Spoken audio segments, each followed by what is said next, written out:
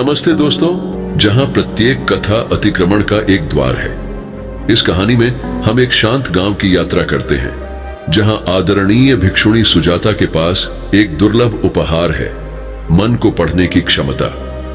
अपने दयालु मार्गदर्शन के माध्यम से आनंद अपने गहरे भय और इच्छाओं का सामना करते हुए आत्मखोज की खोज में निकल पड़ता है।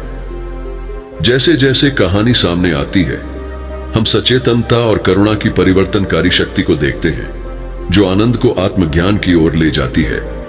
आंतरिक अन्वेषण और आध्यात्मिक जागृति की इस मनोरम कथा में बुद्ध के कालातीत ज्ञान का पता लगाने के लिए हमसे जुड़े। एक बार की बात है, पहाड़ियों के बीच बसे एक शांत गांव में आदरणीय सुजाता नाम की एक बुद्धिमान वृद्ध भिक्षुणी रहती थी। वह मन को पढ़ने की अपनी असाधारण क्षमता के लिए पूरे देश में जाने जाते थे। दूर दूर से लोग अपने दिल और दिमाग के रहस्यों को खोलने की उम्मीद में उनसे सलाह लेते थे। एक दिन आनंद नाम का एक परेशान ग्रामीण भारी मन से आदरणीय सुजाता के पास आया। आनंद को संदेह और भय ने सताया था। वह अपने भीतर शांति पाने में असमर्थ था। उसने आदरणीय साधु से विनती की कि वह उसे अपने मन को समझने में मदद करे। करुणामयी मुस्कान के साथ आदरणीय सुजाता ने आनंद को बोधि वृक्ष के नीचे अपने पास बैठने के लिए आमंत्रित किया। अपनी आंखें बंद करके भिक्षु ध्यान की गहरी अवस्था में प्रवेश कर गया। उसका दिमाग सामान्य धारणा की सीमा से परे फैल गया। उस पवित्र क्षण में आदरणीय सुजाता ने आनंद की चेतना की गहराई में झांका। उन्होंने आनंद की आत्मा को बांधे हुए इच्छाओं, भय और लगाव के उलझे हुए जाल को देखा। सौम्य ज्ञान के साथ उन्होंने आनंद को अपने दुख के मूल कारणों, अहंकार के भ्रम और मन की लालसा को पहचानने के लिए निर्देशित किया। जैसे जैसे मिनट बीतते गए, आदरणीय सुजाता ने गहन अंतर्दृष्टि प्रकट की, जो आनंद के अंतरतम से गूंजती थी। प्रत्येक शब्द के साथ संदेह और भय की छायाएं धुंधली होने लगी। उनकी जगह समझ और स्वीकृति की उज्जवल रोशनी ने ले ली। जब समय समाप्त हो गया तो आनंद ने अपनी आंखें खोली।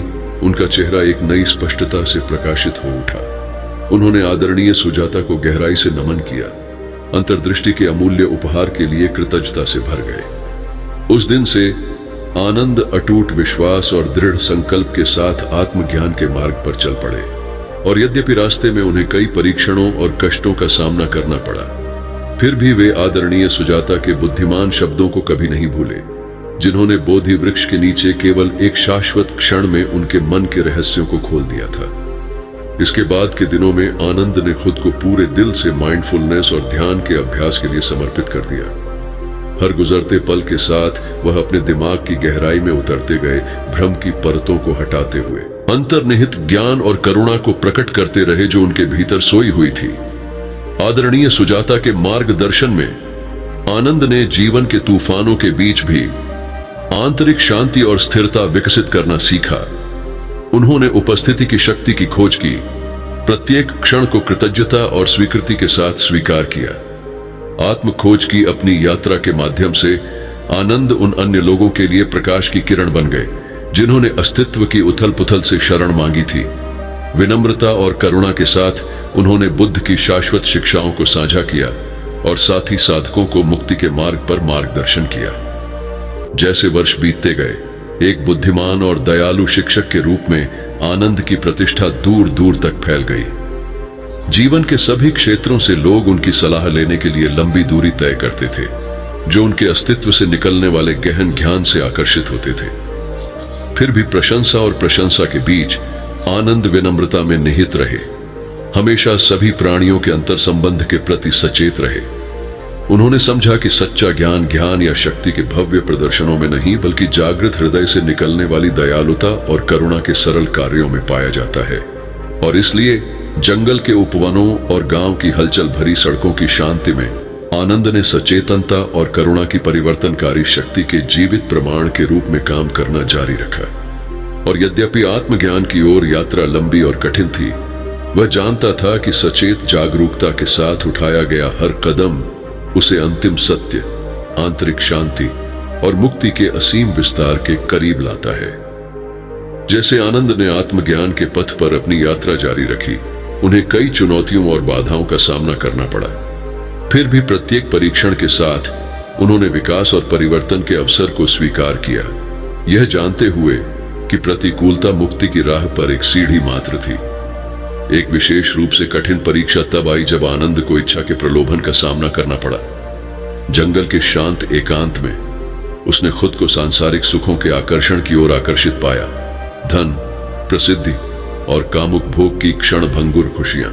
लेकिन जब उन्होंने इन क्षणिक सुखों में निहित अस्थिरता और शून्यता को देखा तो आनंद को एहसास हुआ कि सच्ची खुशी बाहरी दुनिया में कभी नहीं मिल सकती।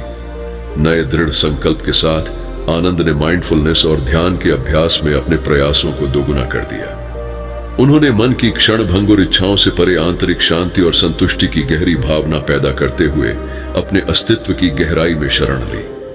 पथ के प्रति अपनी दृढ़ प्रतिबद्धता के माध्यम से आनंद को सभी प्राणियों के अंतर संबंध और अस्तित्व की अनित्य प्रकृति को समझ में आया। उन्होंने देखा कि कैसे राग और द्वेष केवल जंजीरें हैं जो आत्मा को पीड़ा के अंतहीन चक्र में बांधती हैं, और उन्होंने एक बार और हमेशा के लिए उनकी पकड़ से मुक्त होने का संकल्प लिया। ध्यान की शांति में आनंद ने गहन अंतर्दृष्टि और जागृति के क्षणों का अनुभव किया, जिसमें अहंकार और पहचान की सीमाओं से परे चेतना के असीमित विस्तार की झलक मिली।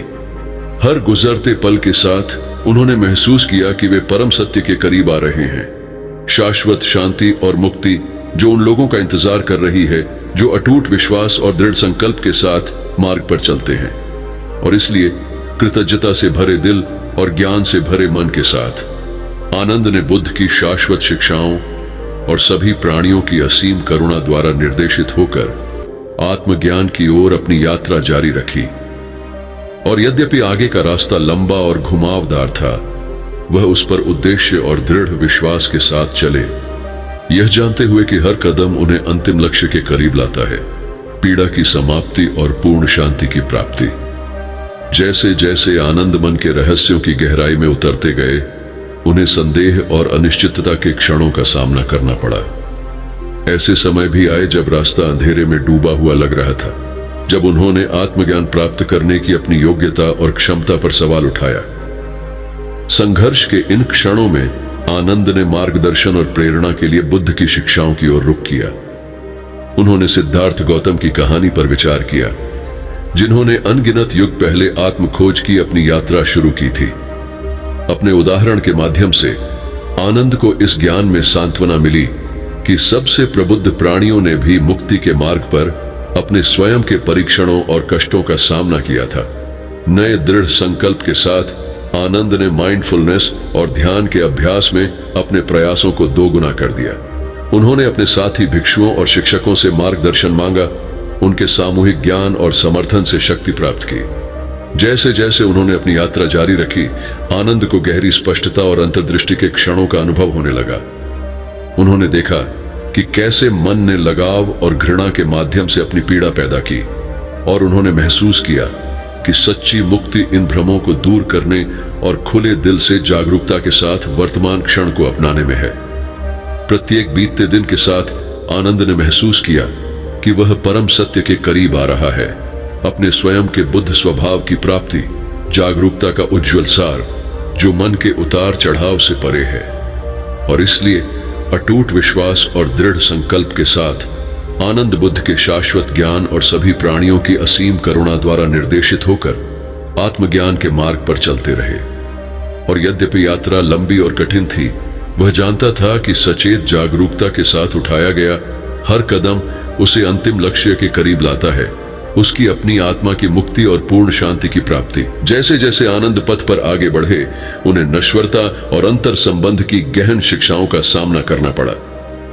जंगल की शांति में उन्होंने जन्म और मृत्यु के चक्र, अस्तित्व के निरंतर प्रवाह को देखा जो हर जीवित प्राणी को छूता था।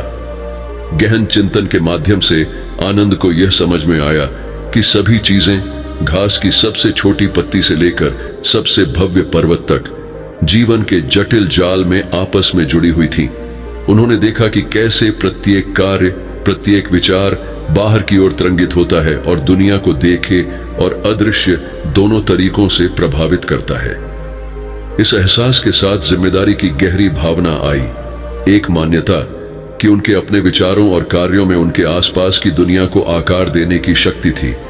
और इसलिए विनम्रता और करुणा के साथ आनंद ने अपना जीवन सावधानी और दयालुता के सिद्धांतों के अनुसार जीने का संकल्प लिया, यह जानते हुए कि प्रेम और उदारता के प्रत्येक कार्य में दुनिया में सकारात्मक बदलाव लाने की क्षमता है।